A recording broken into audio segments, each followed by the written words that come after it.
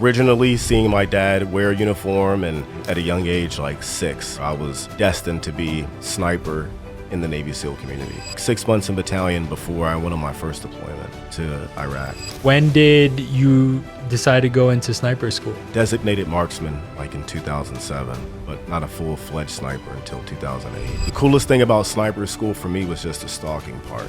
They have a gun, we have a gun. Let's go. Like, I've never seen grass get mowed with bullets. Nothing can prepare you for that. You can only kill me once, but my goal is to go for killing you multiple times. Like, I just don't want to kill your body. Now I'm going to kill your spirit. Now I'm going to kill your soul.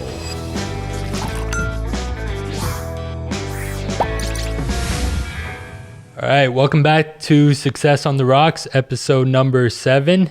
Today I have a very successful, one of the most successful snipers in the U.S. Army.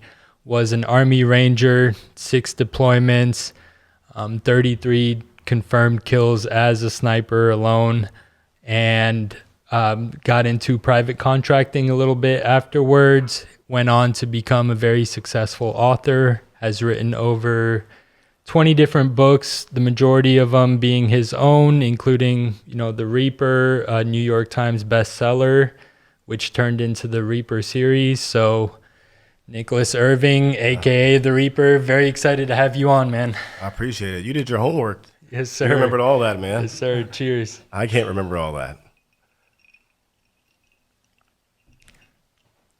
So, Nick, before we get started, I just want to say I'm very excited for this interview. Thanks so much for coming on here. I'm not military myself, but my brother, former Army guy, one of my best friends, Army, grew up around it. Was always kind of fascinated with sniping and snipers, and went down that rabbit hole a little bit, and actually first discovered you, I think, on Lunkers TV. You guys were reviewing some of your own combat footage in Afghanistan, I believe. Yeah. And, I just thought to myself, this is the guy, so crazy, man. Super Small excited. world. So thank you for your service, and thanks for being on, man. All good. I appreciate it. So jumping right into it. So you're originally from Germany. Both of your parents were in the service, right? Mm-hmm. Was that because they were based out of there? And what age did you move to the States? They were both based in Augsburg, Germany. They were doing counterintelligence work during the Cold War era. I was born there in '86, November 28th. Stayed there for about 3 years, and we moved to Pensacola, Florida. I want to say around '89, to where we finally settled down in Maryland around like '92, '93. Okay, and growing up in kind of that military family, were they kind of pushing you into the military? Did they have a rifle in your hands as soon as you could walk, or? No, it was the opposite. I don't think they knew where my path in life, where it was heading, until I got older. But I kind of chose that route myself. They, I guess, inspired me through originally seeing my dad wear a uniform and seeing him hoist the flag at his duty station in Fort Meade, Maryland, and wearing his Army shiny black boots, jump boots. He was not a paratrooper, but he had the shiny boots, and I remember the combat boots, and I put those on, and I think that's where I initially got the itch for it. And he showed me the Charlie Sheen Navy SEAL movie and Chuck Norris Delta Force movie, and from then on, at a young age, like 6, bro, I was destined to be originally a Navy SEAL, but sniper in the Navy SEAL community, which did not pan out that way, but it's where the itch came from. So you knew you were kind of on that trajectory from age 6? Oh, 100%. I had no other option. I was not like a stellar kid. I graduated high school with the 1.7. I got into like a fight at least once a week, once every 2 weeks, and I was always suspended from school. School was not my strong suit. Military was the only option that I had, and where I grew up at, the neighborhood, and the guys that I hung around and who were in my neighborhood, it was a either they're no longer here, most of them, and the others are locked up, behind bars doing stuff. Yeah. In high school, did you play any sports, or were Oh, you yeah. kind of JROTC or any of that? I was always ROTC, JROTC, but I played football from middle school up into, I want to say, the 10th grade. I was never like great at football. I just liked to tackle people in the head. I was not a stellar performer. No like future Heisman winner or anything like that. It was just, I just liked to hit people, and that was it. Yeah. I remember kind of, pivoting a little bit here, but I saw on the Sean Ryan show, you kind of had an interesting childhood. I don't know if it was your grandma or someone was kind of into the voodoo stuff, the witchcraft a little bit. Yeah, yeah. Was that prior to high school, or was that during? And Well, I was a baby, 4 or 5 years old, like introduced to different voodoo rituals and spells and stuff of that nature. Oh yeah, superstitions, but just different spells or whatnot. That things to look out for. Putting spell on other people. Spells are just depends on what you want to do. right. I grew up around it, and I had a haunted house when I was, public housing. Our homes were built over a cemetery, but there was a cemetery in our front yard, like across the street. There was a cemetery, and a old World War II cemetery. And like the first soldier I ever saw, other than my dad, was a old Revolutionary War style soldier, spirit, ghost, whatever you want to call it, like walking through our home. It was weird, but the voodoo stuff I grew up around. Were you a believer? I know you were young at the time, but you were a believer in that stuff? Oh yeah, 100%. I've seen it like work, and I've heard way too many stories of it working for me not to believe. I'm not too sure now as if it's the receiver has to be a believer in it as well for it to work, or if they just work. I haven't done anything like that since I was like in elementary school. Right. Yeah. What was kind of some of the craziest things you've seen from it, I guess? Listening to If You Believe in Hell, Screams from Hell. I think that was like one that stuck with me. Or making someone appear to be pregnant, but they were not pregnant. Yeah. Like my mom had a spell put on her. She used to steal fruits off of a neighbor's tree. And the neighbor conjured up some, I don't know, half chicken's foot stuff spell. And days later, my mom, like her stomach swole up and she looked pregnant, and she had to get a counter spell or whatever to make it go away. Oh, wow. Yeah. But the craziest thing is like conjuring spirits from hell, demons, if you want to call them, helpers, things to help you do stuff. Right. Yeah. Did you ever end up using any of that to your advantage? No. I've messed around with a couple of things, but nothing like against other people. Right. I just wanted to see if something would happen or if I could witness something. That was it, like to the extent that I tried it. There was one story from it that I saw, that the levitating, that kind of stuck with me. Yeah. Can you walk us through how that worked, and what was that like? I don't know exactly how it works or whatever, but I know you need 5 people.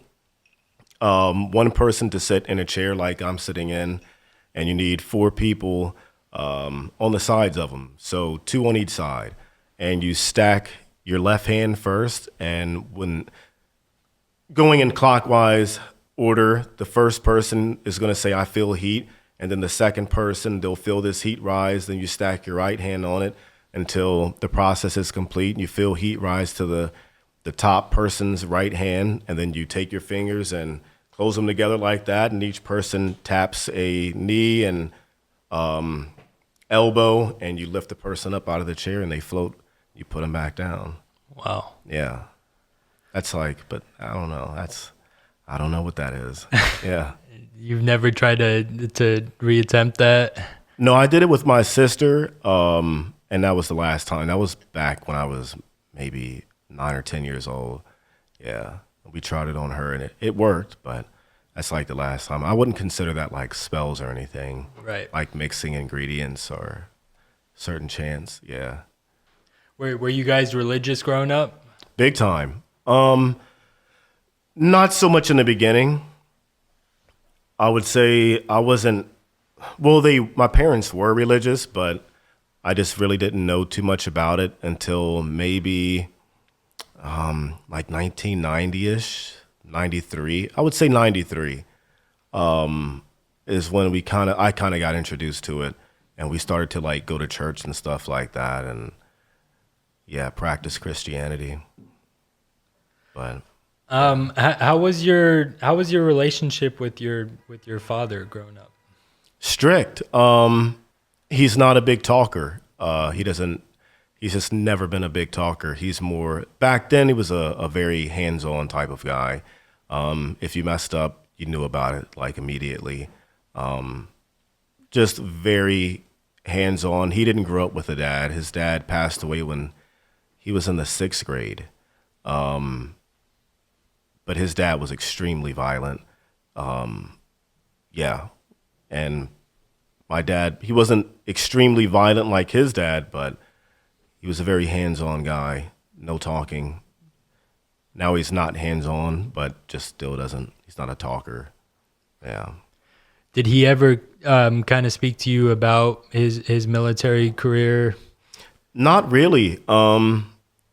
He may have mentioned it if I asked about it, but I guess the line of work that he did, counterintelligence, like he naturally already couldn't talk about it. But I don't think that there was really much he could talk about, so it wasn't really shared like that. No. Okay, going back to high school and getting ready to enlist in the military. Did you first attempt? Did you want you mentioned Navy SEALs at first? Did you first attempt to go that route? Oh yeah. I started off, and I want to say like the Navy Sea Cadet Corps. It's like the ROTC program, but for the Navy, it's up in Annapolis where the Navy Academy is at. I did that when I was 14, 15 years old.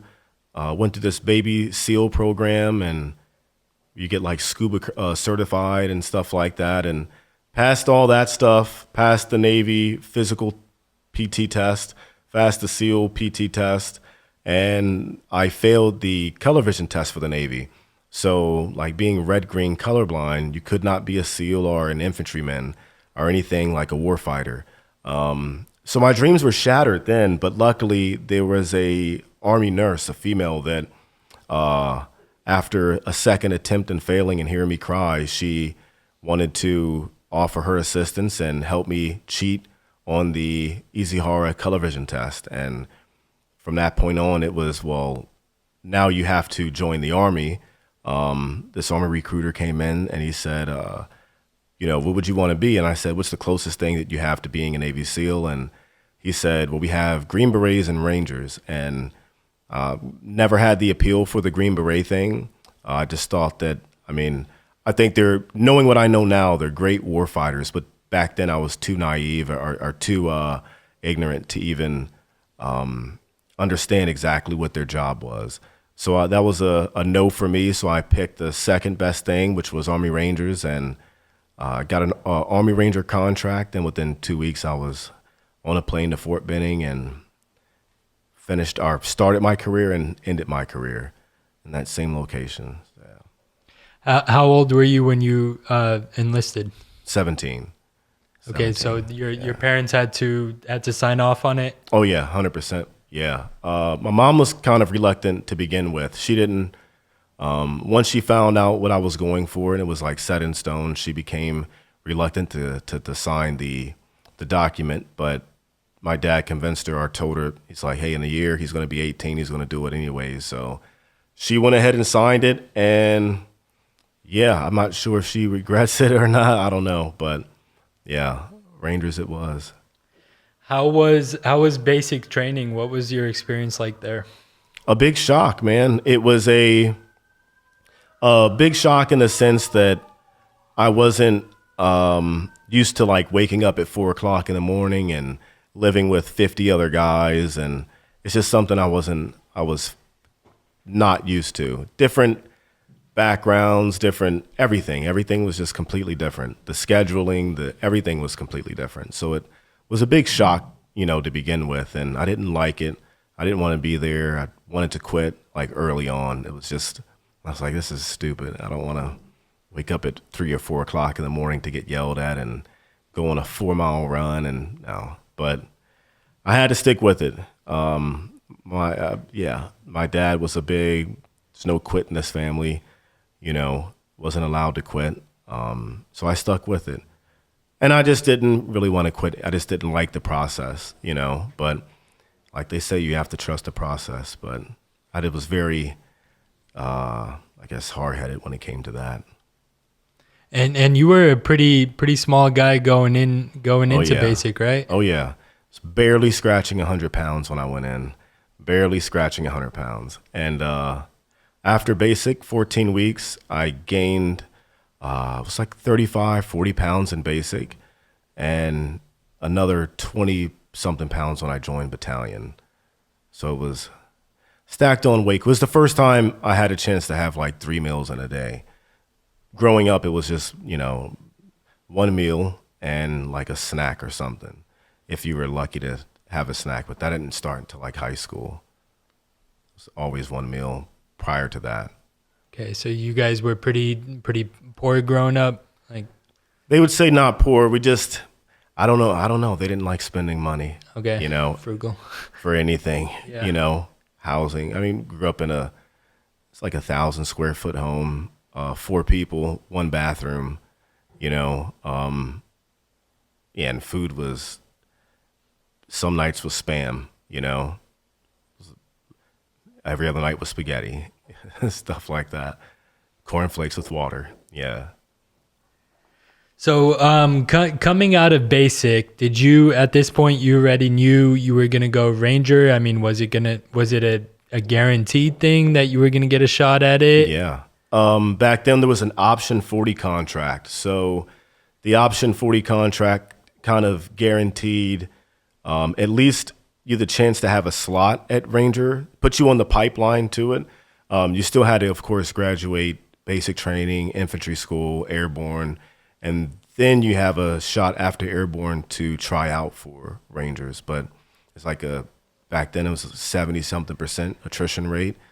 So there was no guarantee. It just put you on the path to it.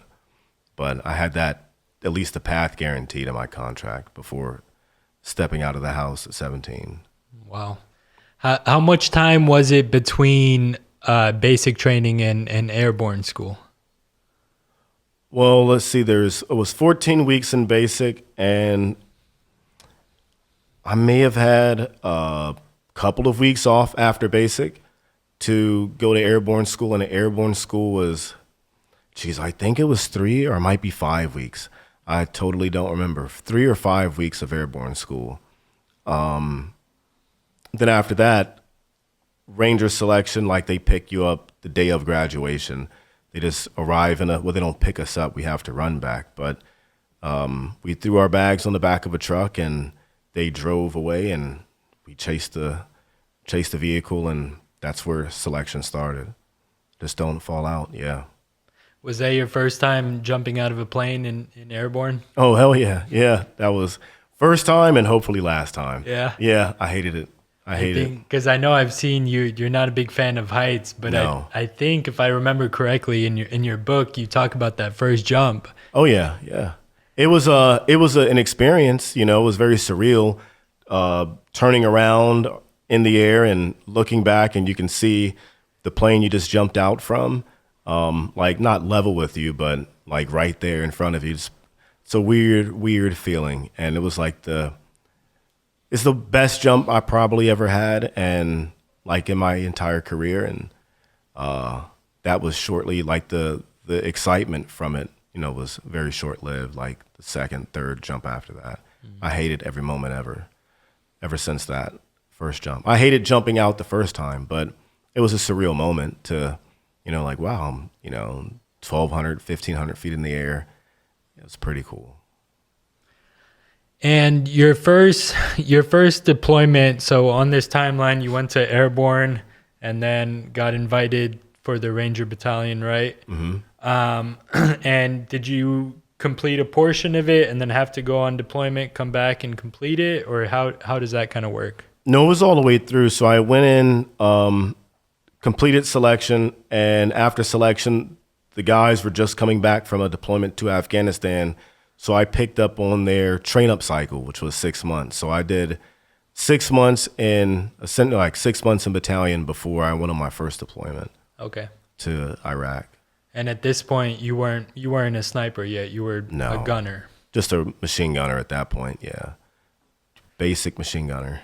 And this is like 240s on top of a Humvee, or 240s, 50 cals, Mark 48s. That's like our handheld version of a 240. Carl Gustavs and a few other like miscellaneous anti-tank weapons, stuff like that. All the heavy stuff that, you never get a chance to use, but everybody thinks is cool. Right. All the heavy gun stuff. That was my job. And how was that first deployment? The first one was Iraq, right? Yep. Exciting, man. It was everything I thought it would be times 10. I love being away from home to that extent. No responsibility other than just to survive and listen to what the commander says, or your platoon leader or squad leader says, and you'll be fine. I think that it was a big eye opener as far as like what I understood our special ops guys could do. We did 120 missions in 90 days, and at the end of it, the 90-day deployment, like, I did not want to come home. I wanted to just stay in Iraq and keep doing that, just day in and day out. It was a really, really good time. Did you see some action on that first one? Oh yeah, it was one of the deployments where I would say my first deployments where I saw the most action, and my last deployment. Those are like tied for the most action I've ever seen as far as combat. Said 120 missions in 90 days. It was close to a firefight every night, but it was very one-sided. Very one-sided firefights. A lot of raids, a lot of blowing doors open, kicking in doors, and extracting people or killing people. And around the perimeter, being a machine gunner, like, there would be, a lot of their friends want to come outside and join the party. So it's a lot of time on the trigger, a lot of time seeing a lot of combat. Yeah. Did you kind of know that going into it? I mean, how did you mentally prepare for your first deployment?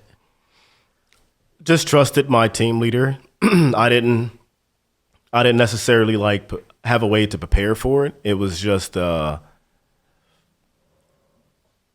you kind of have to adapt, to really, like, there wasn't time to really be scared. It was a lot of keeping up and a lot of learning. So there was little time to be scared. It was more so of just learning and observing. Yeah. And how long time passed between, when you touched down in Iraq and got your first kill? Oh, it was within my first kill, maybe a few days, a couple of days. It didn't take long. Within 24, 48 hours. Wow. It wasn't long, yeah. But it wasn't like a firefight or anything like that. It was a guy with a vehicle-borne IED was coming towards our convoy during a time back when they had curfews, and curfews were like really strict.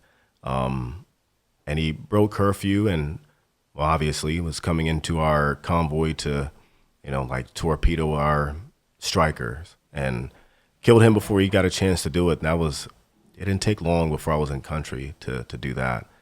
Like, the first operation I did was more so of an observation of how things work. And second time, I guess it was supposed to be that way, but being on a striker, the vehicle, it was, you're more like when we're riding to and from the objective, I'm like a security for the, the convoy. Nothing gets in, everyone gets home. Yeah.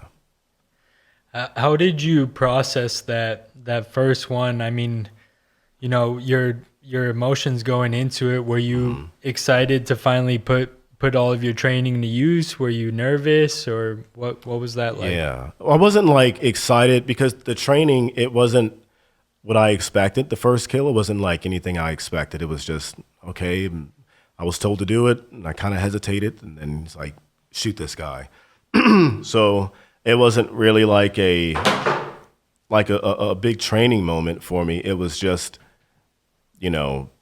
shooting someone. It wasn't a big deal.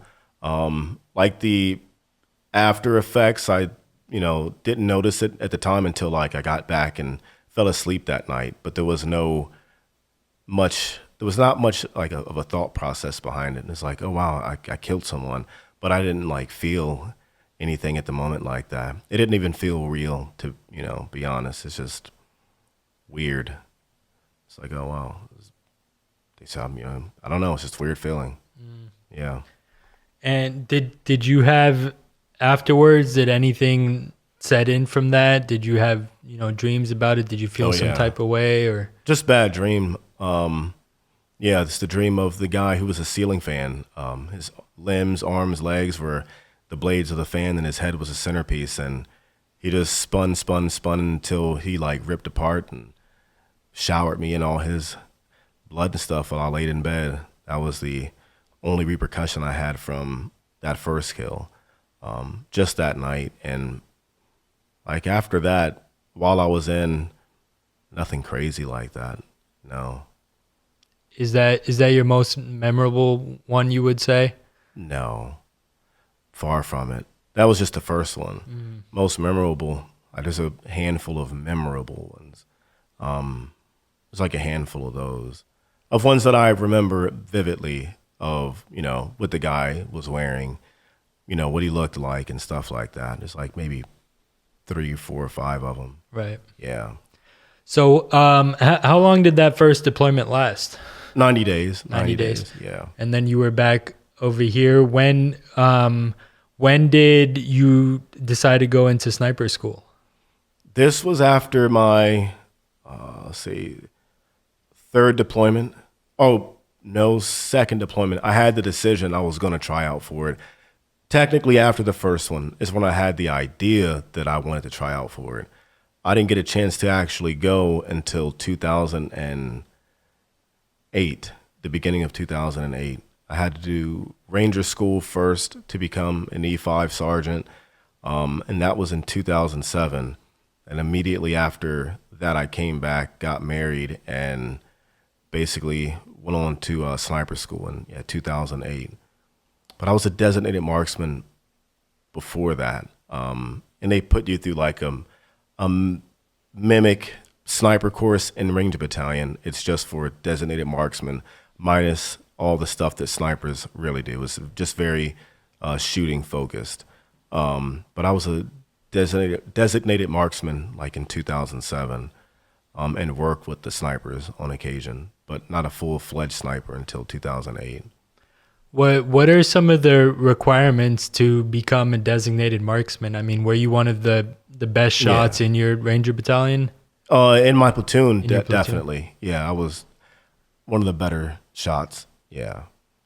Is there a certain, I mean, when you guys are shooting and practicing, is there a certain amount you got to make, or is there a certain qualification that you have to meet? Yeah, there is. I might have been 40 out of 40 or something like that in battalion at different ranges. And we maxed out at like 300 yards, but like, no, I didn't miss during like training like that. It was always, 40 out of 40.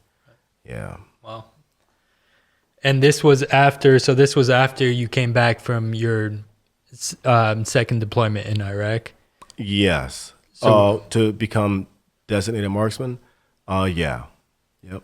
Okay, so but essentially before you went back, you went from designated marksman to a sniper before you deployed again? Exactly. Yeah. Yep. How difficult was it to get through sniper school? It wasn't difficult at all. It was different. The pace of things was a little bit slower. It wasn't difficult. There was only like one thing that I guess you could say was difficult, and that was target detection. Just how to identify targets at a distance that are camouflaged or hidden. Just finding different targets. That was like the hardest thing for me. The shooting portion wasn't hard or anything like that. It's just finding targets, things that were not supposed to be there. You have to find them. It's like the hardest. Is it a split of, classroom and shooting in the field? It's like 70-30, 70% classroom and 30% like in the field. Maybe 60-40 if I'm being nice, maybe. During the time I went in, they focused more on like the urban sniper stuff, urban warfare, as opposed to strictly putting on a ghillie suit. I mean, we still had to do all that stuff too and pass, but we focused more on the urban side because that's what it was like overseas. There was more of a urban environment, and there's not too many trees and stuff in Iraq, or it wasn't Afghanistan, but we weren't really doing operations like that. Do you think it was easier or more challenging than Ranger school? Easier. Ranger school was 62 days. I did more, having to recycle the first phase.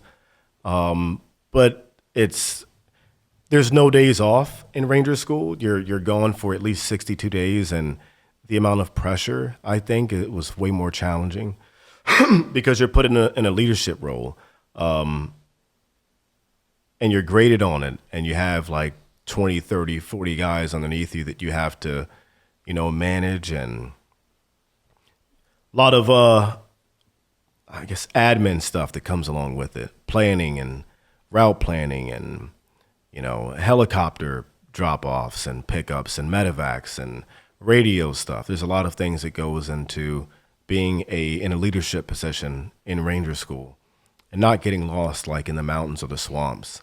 It can be challenging. What was kind of the success rate in Ranger school? I mean, how many went in? How many actually graduated from it?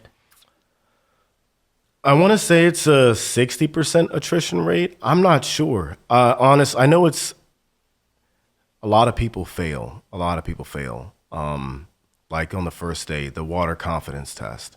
It's where a lot of people fail. And then you have the PT test, the 12-mile or 15-mile. I think it's a 12-mile road march with a 60-pound ruck in 2 hours and 45 minutes or something like that. 3 hours, and I don't remember. Under 3 hours, I believe. So it's a lot of people fail that. Then on to the water portion. And then like by the second or third day, you're doing hand combatives for like 12, 14-hour days. It's a tough intro. Yeah. Was there any part where you felt like you were gonna not make it? You were gonna quit? The entire time. Yeah. Day one. Yeah. Day one through the last day. I wanted to quit. They don't feed you. Like I lost almost 40 pounds in Ranger school. Wow. So it was, you walk a lot. They say it's the equivalent of walking from like Maine all the way down to the very tip end of Florida, in a short amount of time. And you don't eat or sleep much. So it sucked bad. I wanted to quit every day. So what do you think? I mean, what made you special? What do you think made you keep going and not give up? Nothing. I enjoyed watching other people fail first, and that's like really the only thing that kept me going, seeing other people fail and just be like, I don't know.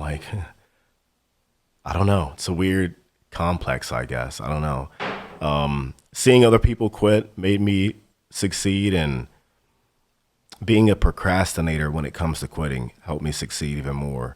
Like, I would always put off quitting until after I got done doing something. Like, okay, after this movement, after this 8 mile trek through whatever, then I'll quit. Then after the 8 mile trek, I'm like, it wasn't that bad. Maybe I'll stick around for the next one. Then I'll quit. It was just a continuation of I'll quit after. And then by like the last week or so, 2 weeks, you're like, no, I'm just, I'm done. I'm going to make it. But if I don't get recycled, and that happens to some people too, they'll make it all the way to the end and have to go back and do the whole thing again. If that would have happened to me, I would quit. Yeah. What is there any part that kind of stuck out to you during that you think you got the closest where you were going to drop out? No, just being hungry and sleep deprived. And like I don't really remember too much about Ranger School. It was one big blur, tired. I hallucinated a lot, and it's a really traumatic experience that I think the brain just naturally shuts off.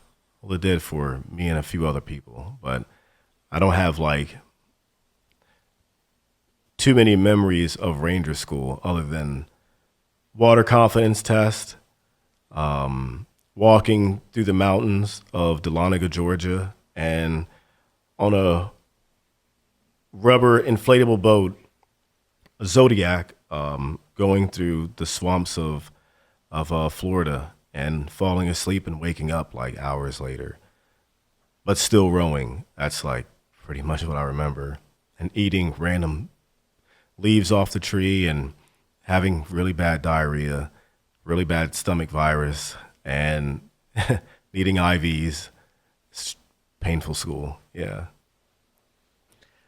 What do you think? I mean, was there any parts of it that you weren't so great at, whether it was the water confidence test or any of, maybe the hiking, the constant walking? It was that, yeah. I wasn't too great at walking long distances with that much weight, but that's all Rangers do. I've never been good at it. It's just what I had to do. If you want to be here, you have to do it.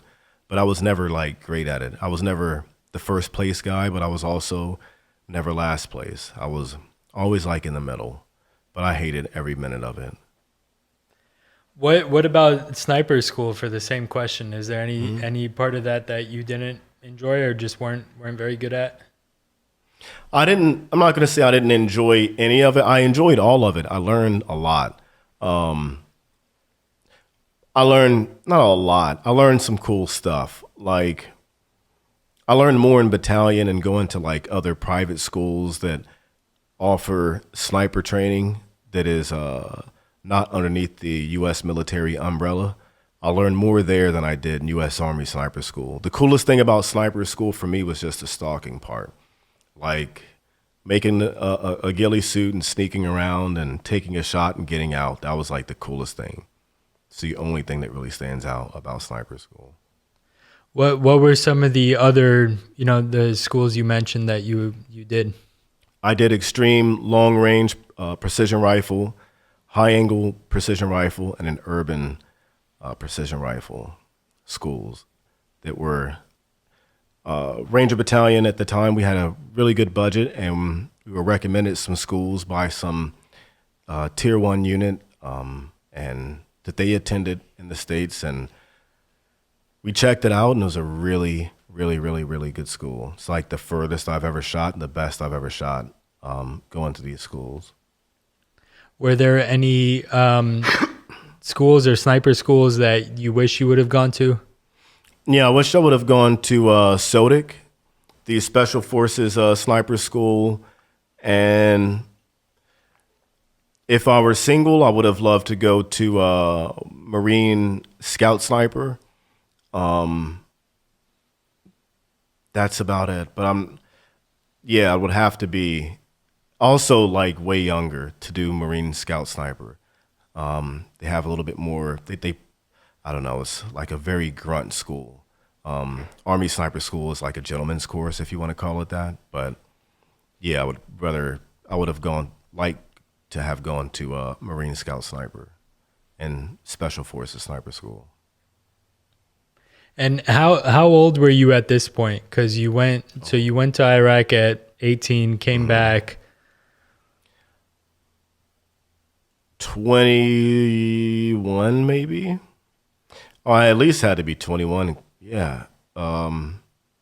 Probably 21 years old, 21, 22. I don't really remember. I stopped counting a long time ago. Yeah.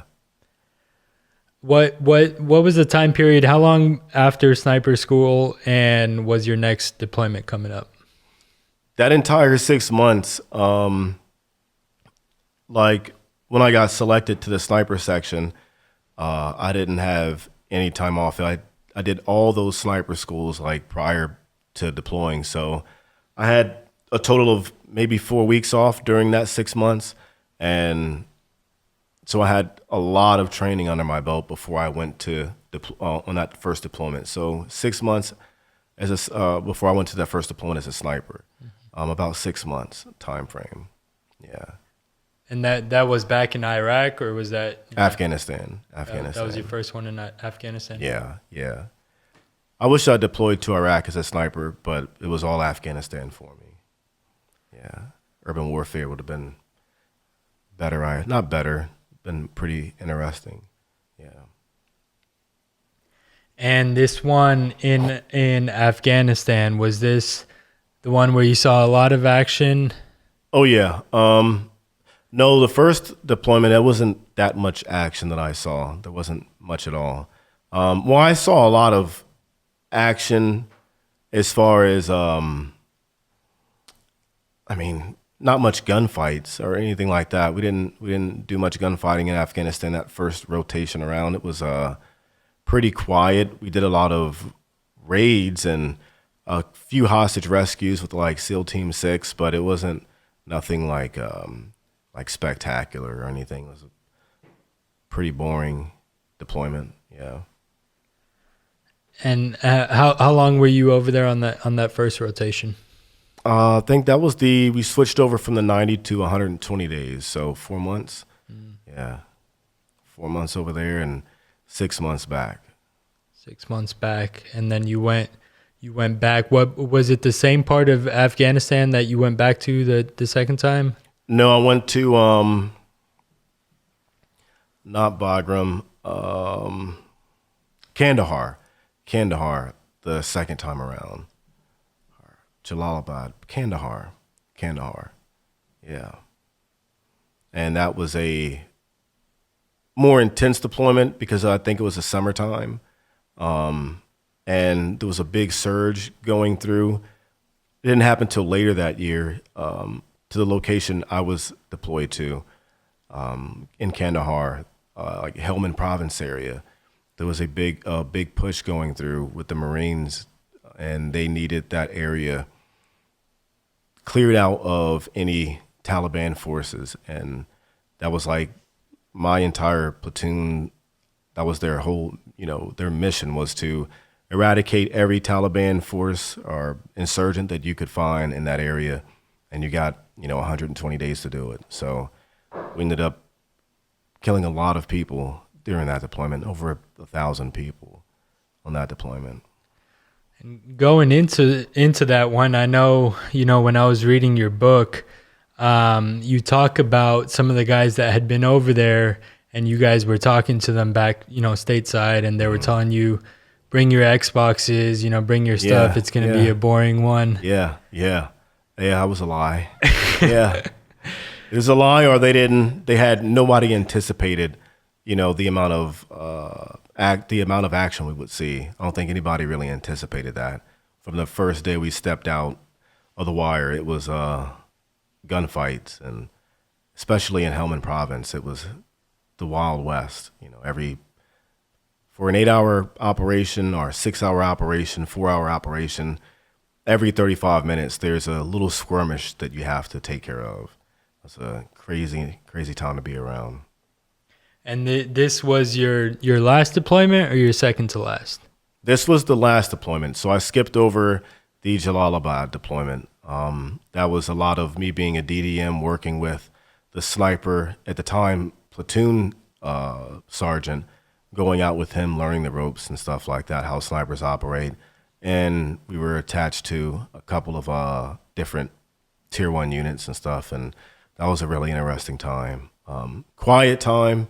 Nobody really got into firefights like that. It was a lot of observation, reporting, intel gathering, and if we had the opportunity to get a high value target, snatch one up, or kill them, then that was the game plan. But just not much of it at all. That didn't really pick up until we went South Afghanistan. It was pretty intense. So this last one, this is the 33 kills in the 120 days. Yeah. Going there, going in, did you know it was going to be your last deployment? I knew it was going to be the last on my contract. If it was going to be the last one for me, I was like on the fence a little bit, but I was leaning more towards this was going to be the last one. Like I was already married, and by this time going on 3 years, and I was just ready for it to start something new. I got tired of, like I said, I'm not the wake up every morning to put on a uniform type of guy. I can't stand it. So it was about that time for me to leave. How did you go into this one feeling? I mean, did you expect, because of what everyone was telling you and what you were hearing, you thought it was going to be a boring deployment? Well, I thought that, but I also I believed in this superstition in battalion that like your last deployment's the deployment where you get hit or you die. There's a big superstition around that. And a few of the guys that I knew it happened to. So I kind of like held on to that superstition. I was a little bit worried about me dying that deployment or something happening. I don't know, but a little bit of paranoia, and the other half of, what am I going to do to keep busy for 4 months this time? There's only so much working out you can do. Practice, shooting and stuff like that. It gets old after a while. So I was more so prepping for boring deployment with the possibility of a slight chance of dying. That's what mainly was on my mind. And were you already an E5 going into this one? Yes, I was an E5. I had a sniper team at this point. I was a sniper team leader with the slot or chance to become a squad leader. Have an entire squad of snipers, but didn't make it that far. I was done after that deployment. How did leadership come to you? I mean, was it something that you think you were just always a leader growing up and naturally came to you, or did it take some adjusting? Take a lot of adjusting. I don't think I was really born for it. Well, I'm not gonna say I wasn't born for it. I just didn't. I had to be taught how to be a leader. I don't think it was like innate. For me at least, I don't think so. I think I was more so taught and influenced by people who I thought were great leaders. I kind of took after them and took some of their characteristic traits and applied them to how I wanted to be what I perceive to be a leader. But I don't think I have I might have my own method of or ways of doing things, but I'm not like a very set in stone, kind of leader. I'm fluid, I'm adaptable. So if everybody cannot be, I don't think everybody can be led the same way, Like if you gave me 1,000 men, I can't lead 1,000 men the exact same way as I would for the guy on the left of the formation and the guy on the right. There's ways you have to adjust, and I think that's what I was good at. Adjusting into how to be a better leader for someone, as opposed to, I'm not a cookie cutter leader. Yeah, there you go. So going into that deployment and on the topic of leadership, in the book you expressed struggling with that a little bit, especially with your spotter. him being older than you and having to be in charge of him. Yeah. What was that relationship like with him? Because I know he wasn't in the Rangers. He's not really a spotter. He's more of a sniper like yourself.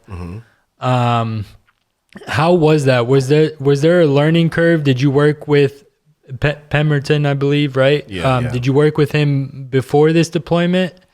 Not really. He was in the platoon. I didn't know he was going to be my spotter or partner during that deployment. I had somebody else in my mind that I wanted to take, but our platoon sergeant paired us up. We trained a little bit. It wasn't much. We trained for a couple of months together. And he was an older guy. He had prior service time in the Navy. So it was, I respected his age more than anything else and his experience in life. And he was just a really cool guy to begin with. So I didn't really have to be any other way other than cool back with him. Very first name basis. Very cool guy, down to earth cool guy. So really, it was more of a friendship than it was not even a friendship. It was just the title of boss or team leader. It was only on, for paper. It wasn't like I didn't view myself like that. We were a team. How was the ride over there to Afghanistan? Was everyone just kind of relaxing and chilled out, or was everyone kind of hype, or how was that? Pretty chilled out. Like we're given Ambien sleeping pills and stuff like that to, fly over. So like for 18 hours, you're in an unconscious state. You just literally wake up in Germany, and then you wake up a few hours later after that in Afghanistan. Not a few, but yeah, it's not very long.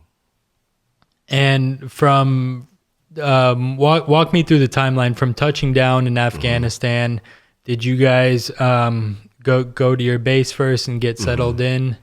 Yeah, we pretty much, we get dropped off, get driven to our compound where we're going to stay at. It's kind of secluded away from regular military forces and stuff, like sectioned off, and get there. We download the equipment, these big crates, and our lockers, not lockers, they're just big crates, steel crates with metal steel doors on them.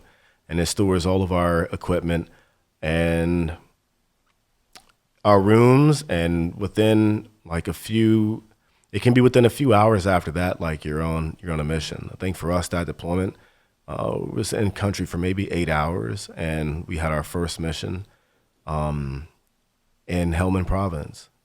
So it was, there's not much like sitting around waiting. I've never been on a deployment. It does happen, but I've never been on a deployment where we're not out the wire within at least 48 hours. Like that's a long time for my deployment, 48-hour wait to leave the wire, even if it's just to drive around to learn routes or anything, but 9 times out of 10, it was a mission within 48 hours.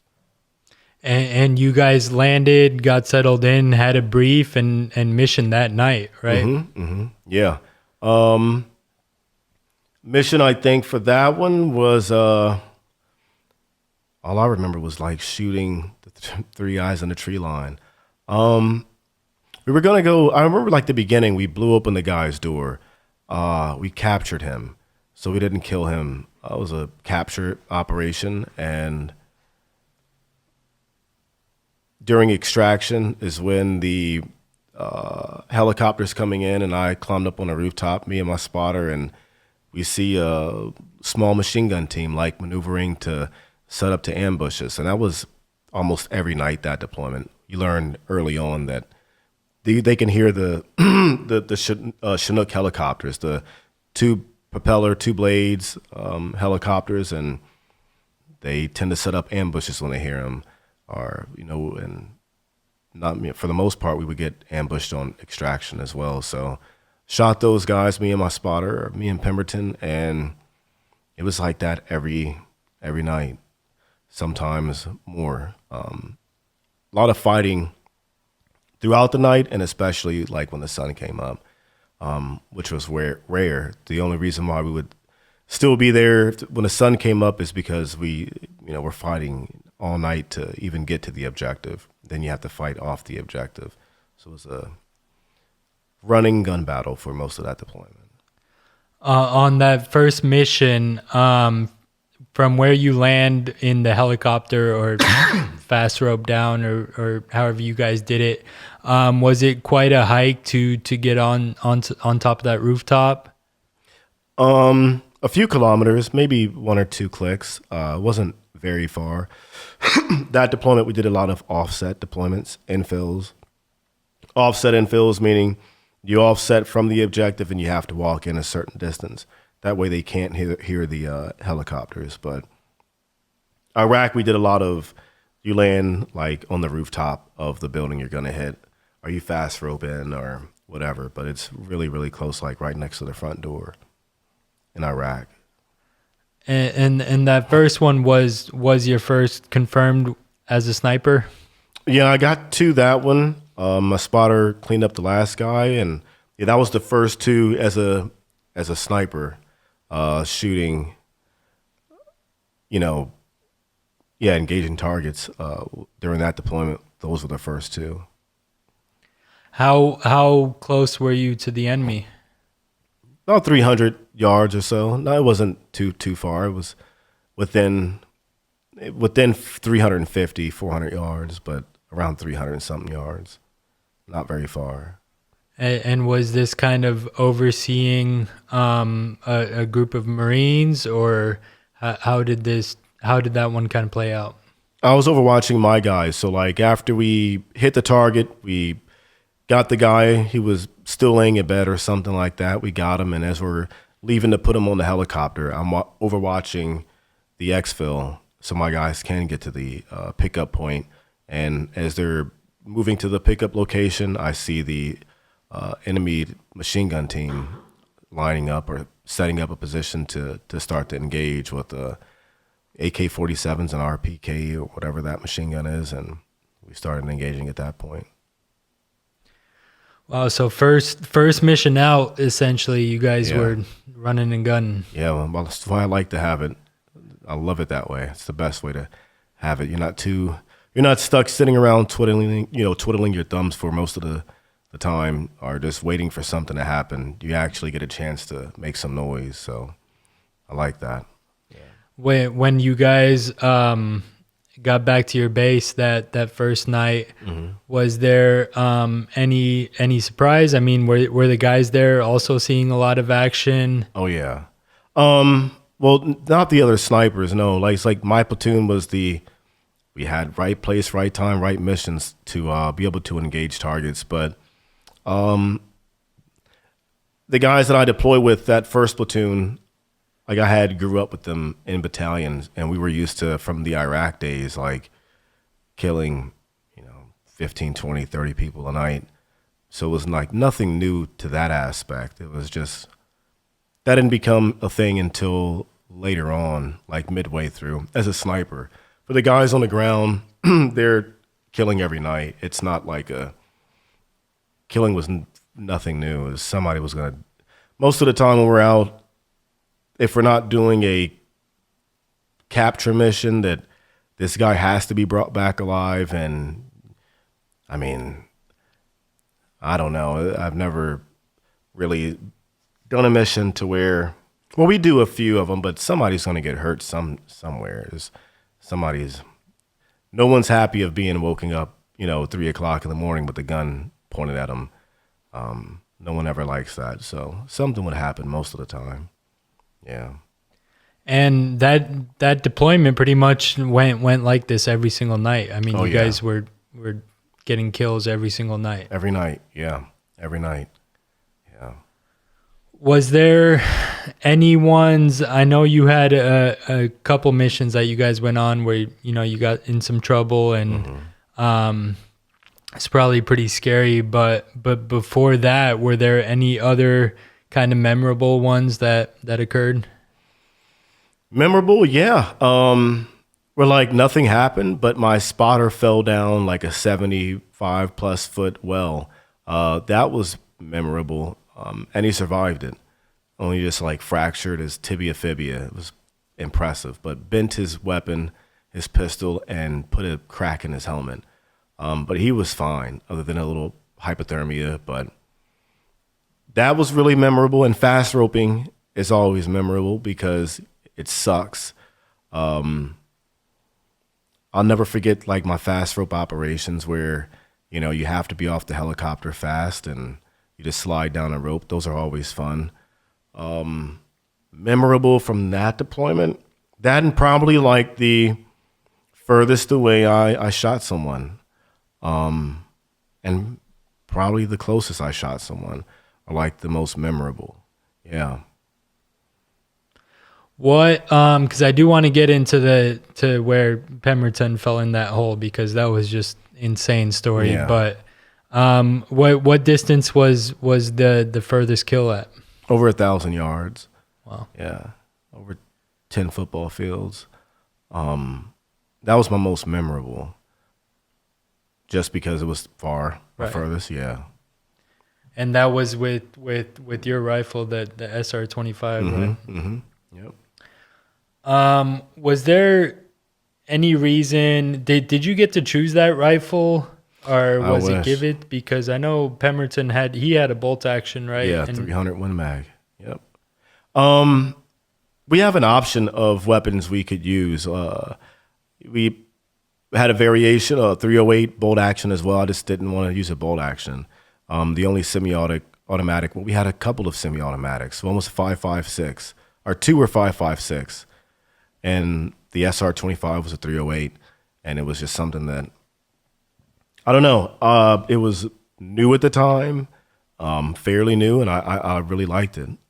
It's a decent sniper rifle for shooting targets under or out to 800 yards. I think it's a really decent rifle. Did you train with that stateside as well? All the time. Oh, yeah, all the time. Going into, so, you know, I know because you talked about the rifle a lot and you guys were out on a mission where Pemberton's rifle actually was not firing. Was that one of the reasons why you weighed more towards the semi-auto than the bolt action? Oh, yeah. Well, that kind of like justified my reasoning behind it. I didn't have an issue with it necessarily, the bolt action prior to that, but after, for some odd reason, if it's dirt, something that caused it to jam, it just like solidified my reasoning into not wanting to take one out again. And I was just more familiar with the semi-automatic version. It's very reminiscent of your AR-15 platform or M4 platform. Basically the same. Just bigger bullets, yeah. Right. And it probably definitely had, because there was another instance where there was, you know, 4 guys on the rooftop and you had to kind of take them out back to back. So that was that night, yeah. When his gun went down, yeah. What happened on that one? Yeah, so we infilled into Helmand Province, and as soon as we stepped off, tracers start going off. So they were warning their, you know, fellow fighters that the Americans are here, our coalition forces or whoever. And as soon as we stepped foot into the city is where we got ambushed from the rooftop.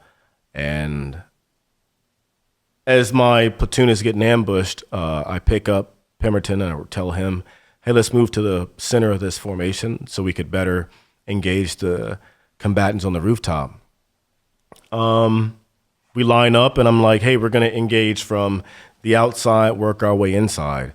And I count down, we go to shoot, and his negative. I'm looking, spotting for him initially, and he goes to pull the trigger and I just heard a click and racks it again, another click. And I believe he might have done it again and the same thing happened. So I just told him to use his flood laser on the side of his rifle to illuminate the targets better for me, because I was drowning myself out with my laser. I was looking at some foliage or something was in front of my laser that made it like distort and stuff like that when you're looking at it through the scope.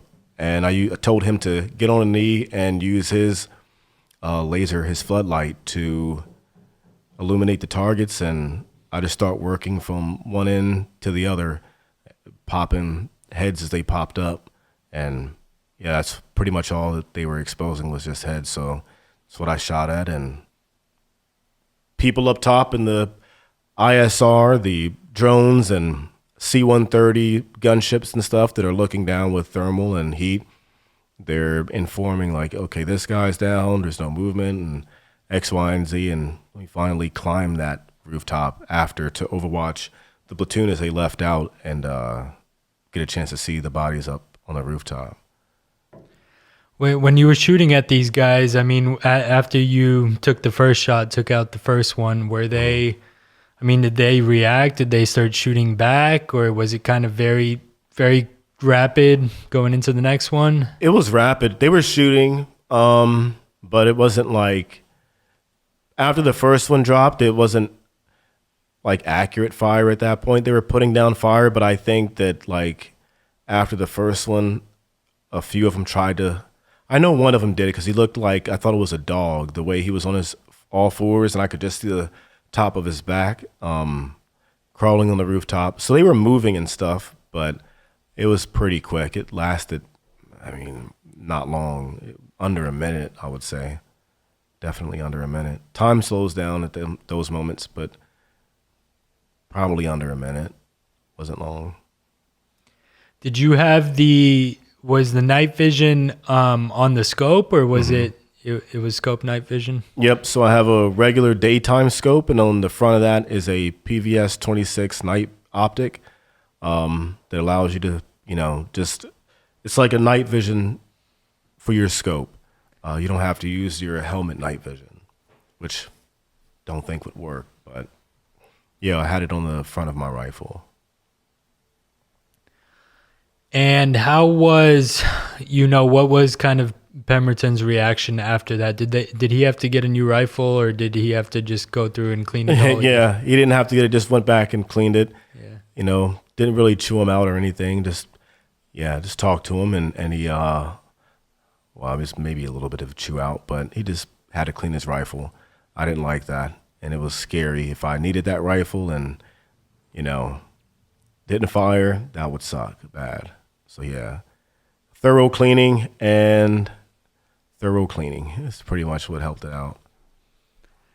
How were these other two snipers in the platoon reacting that weren't getting much action? Very jealous, yeah. Envious, I would say. Jealous. They were not getting much action at all, like until they went out with us. And one of those snipers both of them, they got a chance to get their first kill with the sniper rifle coming out with us.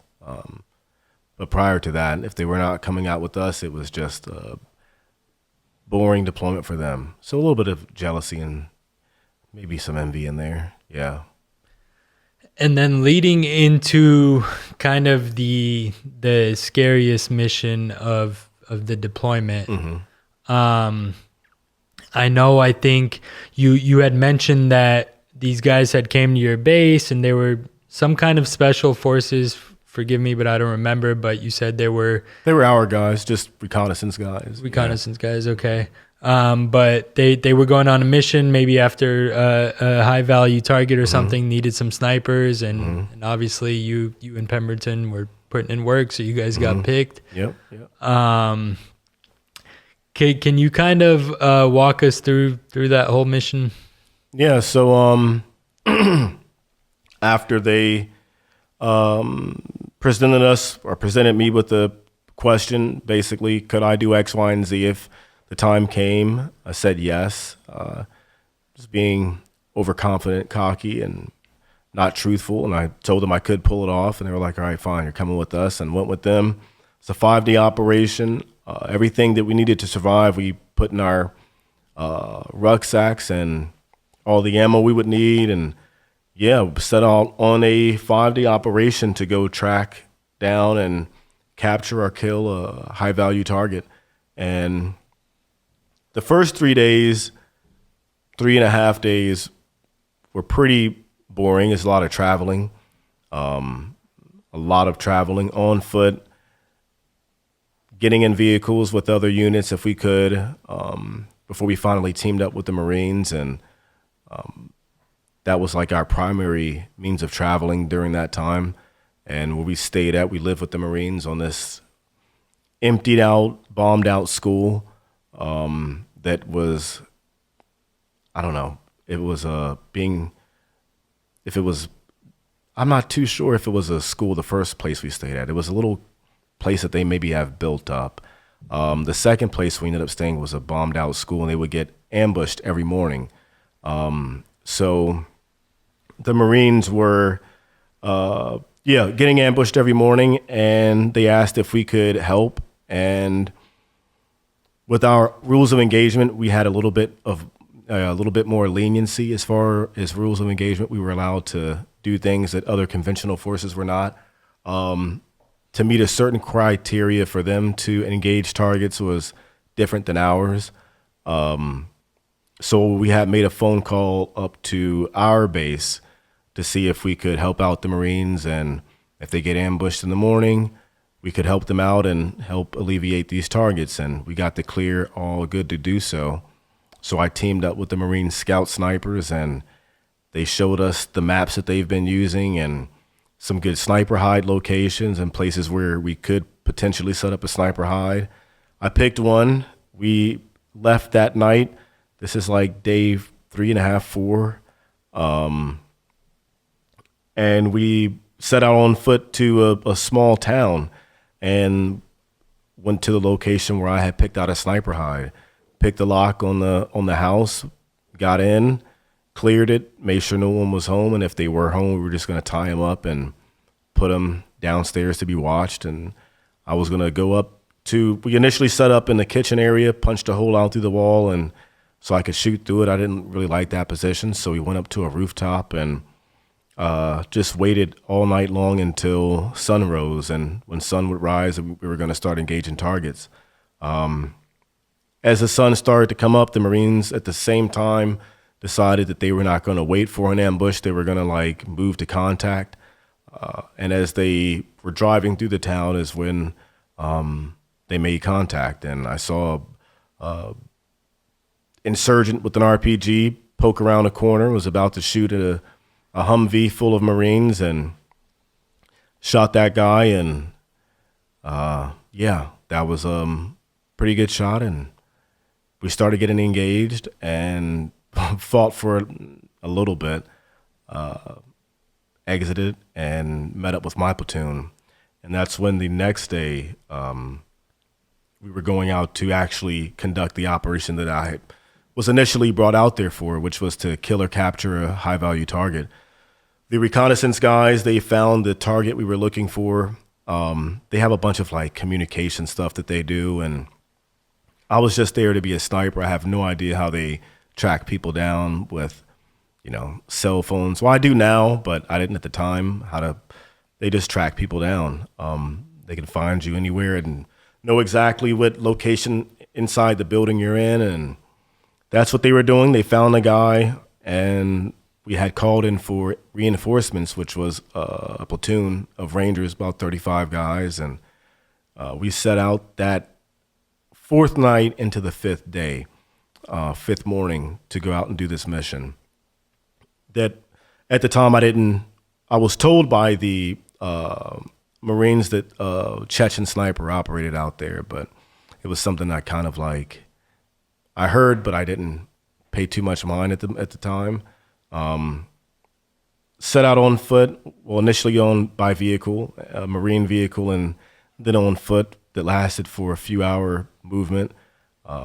Get to location, we set up, and as the sun's starting to peek over the horizon, we get ambushed pretty good.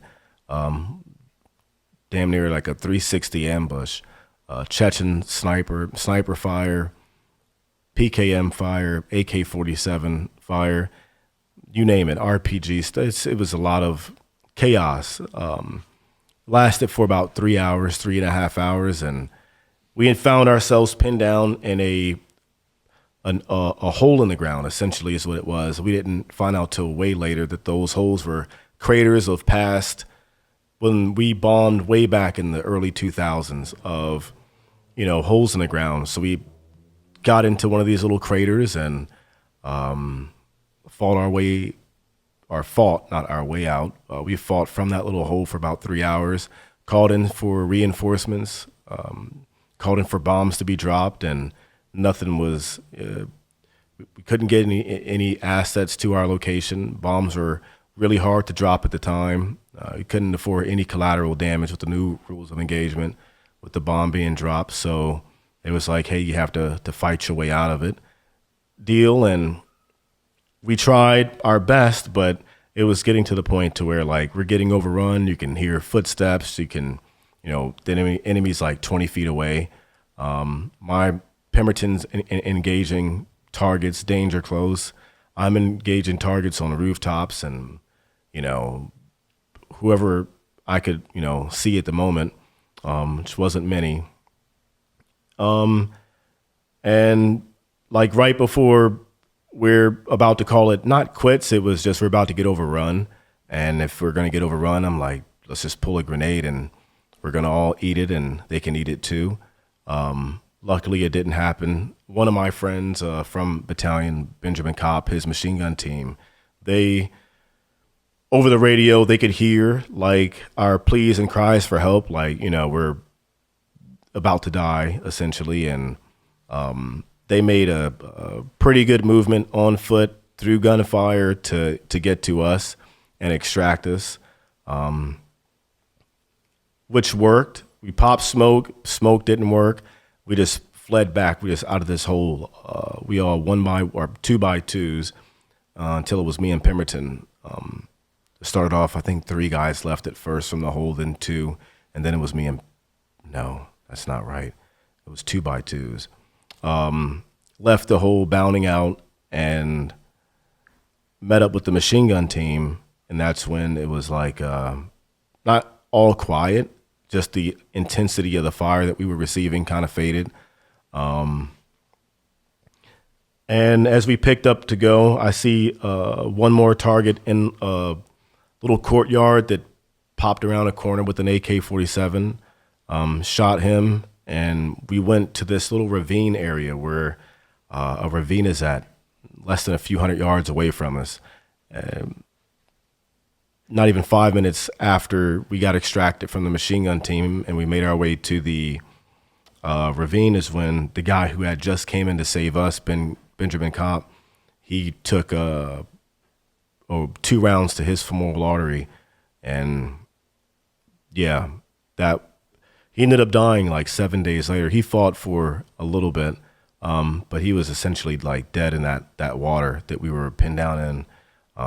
The PL who was next to me, as I'm talking in his ear, his chest exploded. He got shot in his chest as I'm talking to him. So it was a pretty intense firefight. We're engaging whoever we can engage. And Watkins, another sniper from the 1st or 2nd platoon, our 3rd platoon, he took a round to his ankle. So he had like 3 guys down at this point. We fight our way back to a little safe haven area. The initial HVT we were going to go get, we ended up getting, along with a few of his partners and friends and stuff. And we went to this little safe house area, safe haven. We had captured a home and tied the family up and did all that cool stuff and got on the rooftop, and we were told to kill everything that was a threat in that area. So me and Pemberton went on the rooftop and expended pretty much all our bullets up there. Shooting people, did a lot of shooting at people. Did I hit everybody? No. Did I hit a lot of people? Yeah. Did I kill people? Yeah. But there was no way of really like confirming at that moment of the battle damage assessment. I shot a lot of people. We shot at a lot of people and shot a lot of people, but the bodies that we found, were relatively close by. Like that operation, just 20 feet away was the closest I shot someone trying to climb over the side of the courtyard area, that little they're tall walls that surround their homes. Climbing over that, there's a group of them, and me and the snipers up top, we all counted down, lined them up, and we pretty much dropped them at the same time, trying to climb over this wall of the compound we were in. And we shot a few people on the outside of that too, but killed a few people. And yeah, the whole firefight lasted, it was over 9.5 hour firefight, which is, yeah, pretty intense. Started with 210 bullets, and in my magazine that was left, I had 6 when we got back. So, but I didn't shoot like that many people. It was a lot of suppressive fire, and yeah. And at this point, you had kind of already earned the nickname the Reaper, had a reputation over there, and when you guys were pinned down in this hole, you know, you describe it as almost Humbling. the sniper was targeting you. Mm-hmm. It was very humbling. Yeah. And so this was kind of a counter sniping. Mm-hmm. What do you think the training had prepared you for this at all? No. What I learned a portion of training like from an old book. I had stole a book from a library when I was in high school. And I forget what it was called. It was it's like a sniper's Bible that I totally forget what it was and who it was by. God, the name is there, but it's gonna take me a minute. And yeah, but man, it's one of my favorite books growing up. But it's just a ballistics book, and I learned this snap bang theory. It's almost essentially like how, as a kid, when you're listening to the thunder and you see lightning and you can tell about how far away the storm is. Yeah, I learned about ballistics and stuff where you can listen to where you hear the snap of the bullet go past your head, then you count, and it's like only accurate up to a few 100 yards, 500 yards or so. And you can get a general estimation about how far away he is by the time the crack goes by and you hear the bang of his rifle. And that's like the only thing that really helped out. But sniper school, no, I didn't. No, there was nothing that prepared us for that at all. Just, I don't know, being not even comfortable being in a gunfight. We had been in so many. If it was the first thing I've ever done when we got in the country, I don't know, things would have been way different because it was intense. It was like I've never seen grass get mowed with bullets, and they weren't our bullets. It was nothing can prepare you for that. It was just I had been in a few firefights, hundreds of firefights by then, and yeah, that's like the only thing that kind of prepared me for that was just that. No school could though. Did you have any idea where, this sniper, his position was? Did you guys end up getting him, or? No, we didn't end up getting him. We knew not exactly. I had a really good idea of where he was at. There was a rumor that went around when I was contracting after the fact that some allegedly a British SAS team went to the same location and ended up finding a Chechen sniper. That's a rumor. I was no longer in at that point, but that's what I was told. Do I believe it? I don't know. Could be. I don't know, but. So you guys end up going back, getting home safely. Not all of you, but going into this other mission where you go out with Pemberton, and he falls in this hole. How soon did this happen after you guys got off the chopper, and kind of how did that all play out? Maybe 20 minutes. We fast roped in, and we didn't walk long. Maybe 10 or 15 minutes after the fact. I just heard my name being called at a very low tone and looked behind me, and Pemberton was nowhere to be found. So I backtracked my steps, and my feet almost hit the edge of, initially looked like a shadow, but it was not a shadow. It was a huge 40-foot diameter or 20-foot diameter, whatever, hole in the ground that just went to who knows where. I know where he hit, which was at 75 something feet. But the divers that went down to retrieve his gear from the Air Force pararescue guys, like they dove down to a depth of total, they dove like 40 feet additionally after, or at the 75, and there was nothing there. So they came back up after 40 feet, and there's no bottom. So I have no idea. We were just lucky that there was water inside of it, because at certain times of the season, I guess it doesn't have water in it. So he would have dropped 100 plus, feet to his death, or who knows? I don't know where it goes, but we got him out luckily, and tried to cave the hole in by dropping some grenades and different types of artillery shells down there, and nothing happened. How did you discover he was down there? I mean, did you see him fall or? No, he called my name. I just barely heard my name being called, and it caused me to look around or look behind me, and I didn't see him. So I figured, well, I'll go back and look for him. And that's where I found him. And how did they get him out?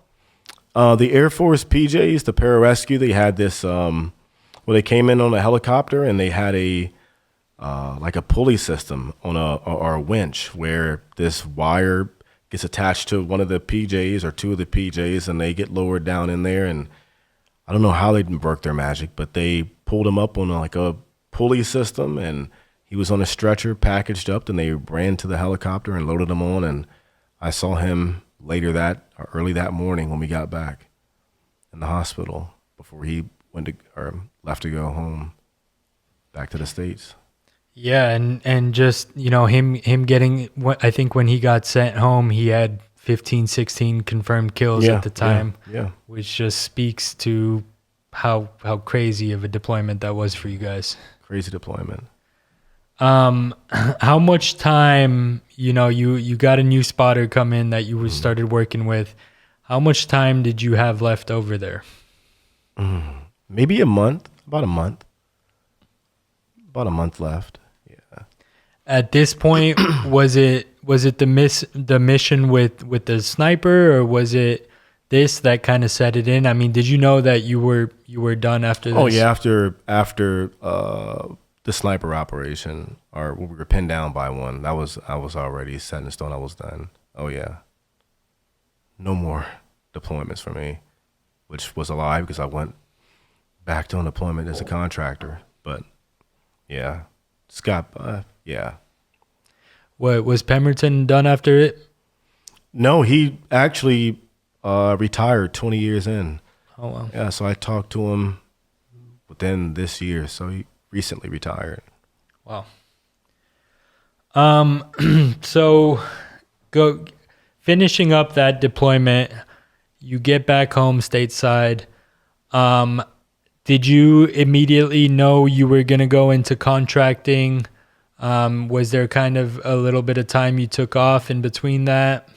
No, it wasn't much time I took off. I knew I was going to go contracting. It was the only job I could get at the time with my background and kind of, I guess, what I wanted. It was right up my alley. The pay was good, and it would allow me to, not only get my foot in the door to further a career if I wanted that, but just to get on my feet a little bit. It was better than Army pay, so contracting was like my only option. And you were, what kind of duties and role did you have as a contractor? Was it a sniper? I was a sniper for towards the end of it, but it was all personal protection, just worldwide personal protection, diplomatic security work for diplomats in high threat areas. For us, it was Baghdad. So you ended up deploying back to Iraq as a contractor. How did that differ from deploying as an Army guy versus private? I was an adult, more freedom, no micromanagement. It was all, pretty much just you you're given a lot of leeway. You're getting a lot. You're getting a yeah. It's just complete night and day difference from the Army side and private military. It's totally night and day. Everybody's mature. You're given a job, your task, and you're expected to do it. There's no like micromanagement. Yeah.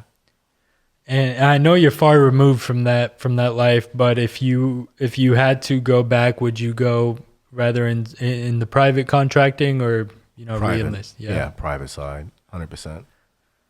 Yeah, You enjoyed that a lot more, I assume. the pay was better. Yeah. Yeah, that was about it. Yeah. Was it more? How was it working as a team? Was it more organized or resources or stuff like that? Everything was extremely professional. Everything. Extremely. I was working with guys who were all Navy SEALs, Delta, Green Berets. It's like I was the only Ranger. It was me and another guy who was a Ranger, but he wasn't on my team. And some Marine MARSOC guys, but we all had special operations backgrounds, so it was legit. It was far from, it was not like being in the Army at all. Way more freedom. And how much time did you spend contracting? 2 years total. 2 years total. Okay. And how was that, transitioning out of that and going into, fully civilian life? Not hard. I think getting out the military was way harder than anything else. Hard. It was hard to find my footing, I would say, as to what I wanted to do. I was tired of deploying, but that's like all I was good at that time was just combat. It's the only thing I was good at, or I felt that I was good at. I hadn't had a chance to really explore during that time anything else, but I thought that I was only just good at combat, so it was tough. What did you do, after coming right out of contracting? What was day-to-day life like? I tried to start up a lot of companies. Not a lot of companies, just different ideas. I was a shooting instructor for a small stint, a very short stint, under maybe a year. Then I had my own shooting school. Then I sold survival kits for a portion of that time, less than a year. Before I settled down to writing a book in 2012, so it was not long. I hopped around until I found like my footing, which was like, all right, my story. And my story became a book, and I enjoyed it. The first book I ever wrote was like in elementary school. My mom still has it, and I've always liked storytelling, so I figured that was my natural path of I had to go through everything else that I went through to find that, to have a story to even tell that I found or that other people found interesting. So I don't know, I think it didn't take long to find that I enjoy putting stories on paper. I enjoy telling them more than I do so on paper. Paper or writing or typing it's very time consuming. It's very time consuming. But I enjoy it.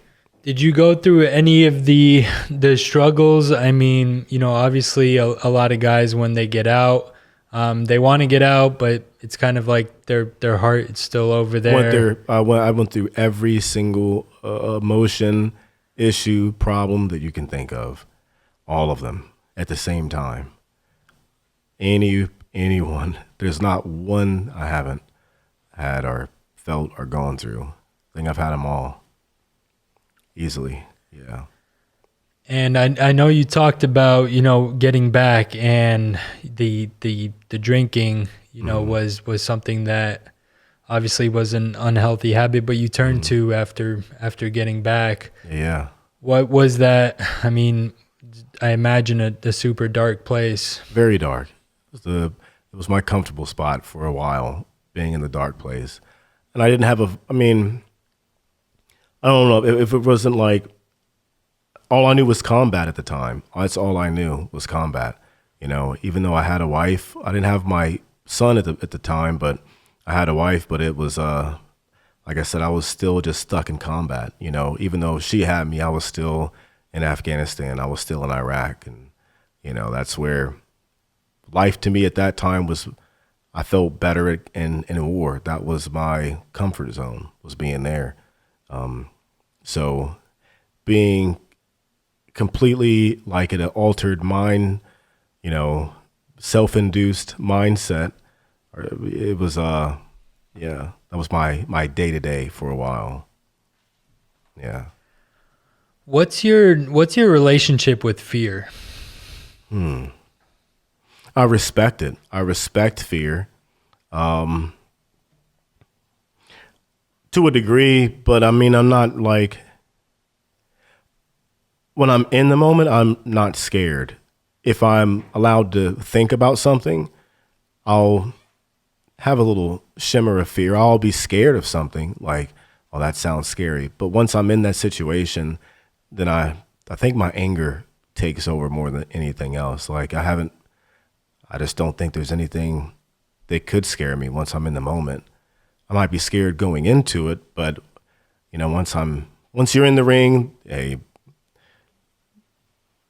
I don't know. I'm no longer scared at that point. It's like being in a gunfight. You may be scared going into it, but hey, it's like what my first sergeant, one of his speeches is an easy speech. He said, "They have a gun, we have a gun. Let's go." And that was it. There's nothing to be scared of. Once you're in it, going into it, yeah, there's always going to be fear. I have a healthy relationship with it, but once I'm in it, my ego takes over my fear, and it's like, yeah, you can only kill me once, and that's the advantage that I'll always have, You can only kill me once, that's it. But my goal is going into something I'm going to go for killing you multiple times. Like, I just don't want to kill your body. Now I'm going to kill your spirit. Now I'm going to kill your soul. And I want the remnants of it. And anyone who shares a piece of your soul, I want that too. Yeah, I can go to that spot, that level of, then there's no more fear, Once you want to do something like that, there's no more fear. I just don't want you. It's like Mike Tyson. I want to eat your kids too, It's like that. Yeah, and honestly, obviously, you've had a lot of experiences with it, not only in the military, but even transitioning out and writing your first book. There's definitely a fear of failure there. Big time. And on the other side of that is success. So transitioning out, getting past the bad habits that you had, that dark place you were in after the military. Obviously, you went on to write a lot of successful books. Did you always have a passion for writing? I'm not going to say it was a passion. I've always liked just to story tell. I didn't find the passion until 2011, 12 time frame is when I found that I liked telling a story and putting it on paper. Whether if, like in the beginning, I didn't sell anything really, even if 2 people bought it, that was a success to me. I had never done anything like that before. And it took a pretty long time. Now, it took a few years before actually multiple people, paid attention to some of my writing. Before that, it was like my mom and a neighbor or something would buy a book, and somebody who I didn't know would buy a book offline. I'm like, that's pretty cool. I didn't think I could be able to do that. But that didn't deter me or keep me from writing. It's like I've always been the person that I don't care if anybody reads it. I have a story in my head and I think it's pretty cool and I'm going to write it down. And if you want to read it, good. If not, I wrote it. Not too many people can say that. So I take that win, I have a very short rule list, and on the top of my rule list of things, my rule number 1 is I'll never lose at anything. It's just can't. Yeah, I can't. Even if you think I lost, I didn't lose. Like I have something in my, yeah, I can't lose. A loss from the outside to other people is not a loss to me. It's like I won some way, shape, or form. I would have lost if I never wrote a book to begin with, you know.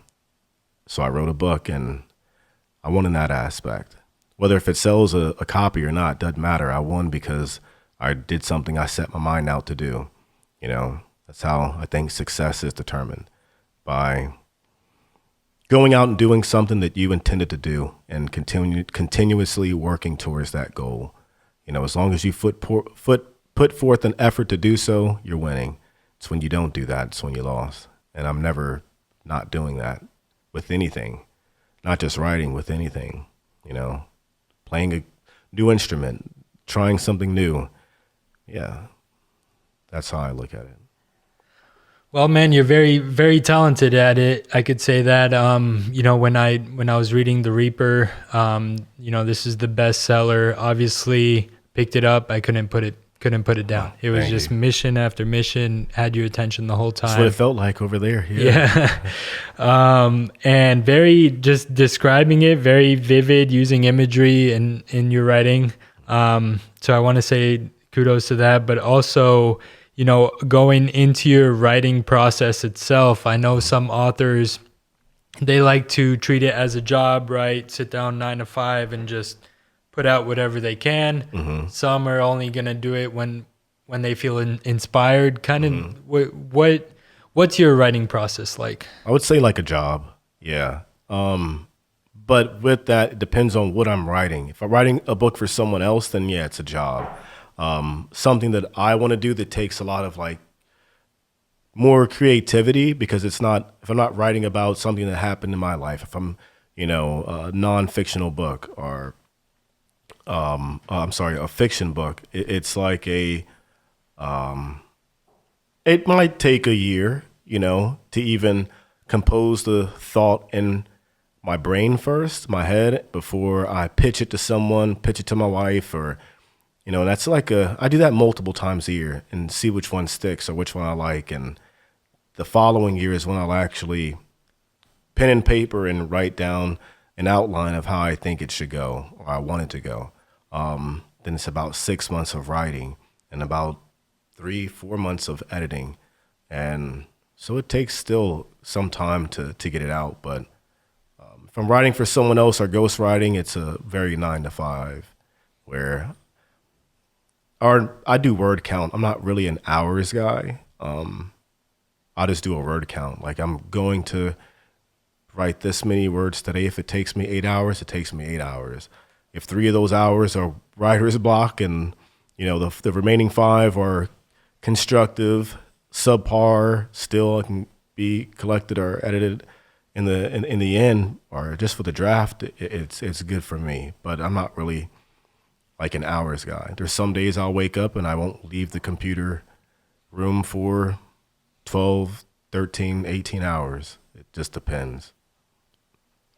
Is it just, are you like focusing on military, or you do fiction, nonfiction, anything? Is it really just writing that you really love, or? Military thrillers is what my heart is at. Yeah, military thrillers that's what I enjoy writing. I've written other people's biographies and autobiographies that was military based and stuff like that, but where my heart is at is military thrillers, like the Tom Clancy, Jason Bourne, and those guys. That military thriller, more so Tom Clancy though. And are you writing every day even now? Yeah. Oh yeah. I have editing to do maybe not when I get back home tonight, but definitely tomorrow. I have a publication that I want out in February, which should be out February, time frame of 2025. So everything's done. The work is complete. You know, close to 80,000 words that I need to trim off about maybe 10,000 of that and finish up some editing. But February time frame is when my next publication will be out. Is there anything else that you are working on or have going on right now? I do a lot of public speaking, I guess you could say, public speaking. But I guess mine is writing, and I do write for other people as well. But I don't like stamping my name on everybody's work. I like my work to kind of be a standalone, you know? So my military thrillers, and there's other military biographies out there that I've laid my hands on that I'm proud of. Yeah. But working, and if you want to consider that a job, it's what I love to do. And I'm here today. So yeah, that's my day to day. Being a dad and husband and an author. Awesome, man. A couple more questions here, then we'll wrap up. If your son was interested in joining the military, is that something you would persuade him to do? No. Just easy answer. No, that's the easiest question. No. Is that because do you think today's military is a little different than your time, or is it more so that just through your experiences and stuff, you just think it's not? More so through my experience. It's not even necessarily that it's different. I mean, it is different, but just having gone through it, I just don't see the point, you know, for him having to go and do it. Nothing against people that want to continue on that, but just I don't want my son to do it, you know? Yeah. We're good. I did that enough. Yeah. Yeah. What did you have any there's a lot of talk right now. I'm curious to get your thoughts on this. About, you know, in a few of the podcasts, specifically Joe Rogan, of course, but talking about special forces, using special forces to go after the cartels. Do you have any thoughts on that, or opinions, or, you know, how you think that would play out? I think it sounds cool, but you're stepping into their backyard, you know. We had a hard time with, not a hard time, it took us 20 years to not even defeat guys in flip-flops and one AK-47. Cartel has way more than that, and way more money than that. They actually have equipment. They have up-armored vehicles. They know their terrain. It sounds cool on paper, but I think we'd be in for who knows what, maybe another 20-something year long war, if not longer.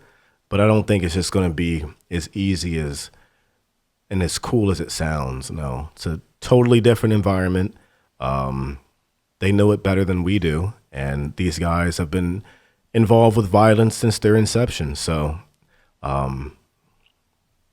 yeah, it just won't be the same. It won't be like Iraq and Afghanistan. And it took us 20 years to knock that out, and we didn't even knock it out. So if you want to pitch in another 20 years to, you know, temporarily eradicate an organization like the cartel only for it to pop up, you know, days after we leave, go for it. But I just don't think it'd be a waste of time and energy unless you just want to keep your military cape, I guess, their hand in the game, you know, so they always have combat experience. But other than that, I don't think it's really going to eradicate or anything. No, Taliban still is here. So, and to touch on that, what was your thought process when you saw, you know, the Afghanistan withdrawal and everything going on there? What I'm pretty sure, like most of the Vietnam vets felt, what was it all for? You know, that's like the only thing. What was it all for? Didn't feel like it really achieved much of anything, but that's where empires go to die. So can't really get too mad at it. It was destined to be, looking back at it. Don't even think it was really designed to win. So you can get pissed. I was pissed, but now I'm just like, well, you know, it's where empires go to fall. So, and that's what happened. We didn't win. Do I think it was all for nothing? Yeah. But what can you do about it? There's a lot of stuff that we know is wrong, but we just can't. I'm going to say we can't do anything about it. For some odd reason, we just don't. Or we don't like the Declaration of Independence. I don't know. Has your overall view on the military changed at all since you were, a young kid and in active duty? No, I'm not going to say it's changed. Just the cool aspect is gone away. Like, I don't think, like, there was at one point you had the pinnacle, Navy SEAL guy, Delta Force guy. And I know a few of them, quite a few of them that, I can call or whatever, but I don't like if I saw a commercial, I'm not like, oh man, those guys are really good. The appeal is gone. I don't really care, about, when I say I don't care, I just don't pay it too much attention these days. Yeah. Like, I know we have a military and I know we have some guys who can do stuff in it, but I don't like sit around and read the articles and search online and look at what they're wearing and their latest equipment, and I don't really care. Yeah. And last question here, kind of a selfish question, but I think it speaks a lot to who someone is. Mm-hmm.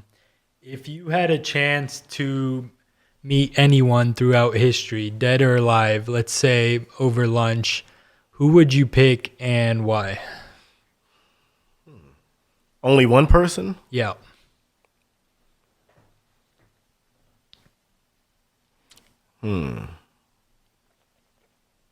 That's a good question. Torn between two. Jimi Hendrix. Yeah. Jimi Hendrix, because I think he was ahead of his time. I think that he had a lot more to give musically and even philosophically to a degree, socially, but was just taken, before his time. But I think his way of thinking and how he thought was intriguing, interesting, innovative. Yeah. And I would have loved to pick his brain a little bit, or just to hear what he had to say, and think or talk about. Yeah, just what goes on through the mind of Jimi Hendrix on a day-to-day. Not the humble Jimi Hendrix, like the rebel Jimi Hendrix. He was always humble, but yeah, that's one person I'd like to sit down with. Good answer, man. Good answer. I didn't know if you were gonna go like Carlos Hathcock or something like that, but no. I like it. It speaks to, I think a much more different version of yourself, I would say. Yeah. You used to be. It was a great interview. Thank you so much for coming on. I enjoyed speaking to you. Obviously, just looking at you, thinking through these answers, you're a very analytical person. Very good memory.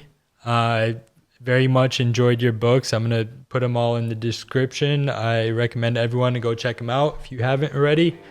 And thanks for being on, man. I really appreciate it. Thank you.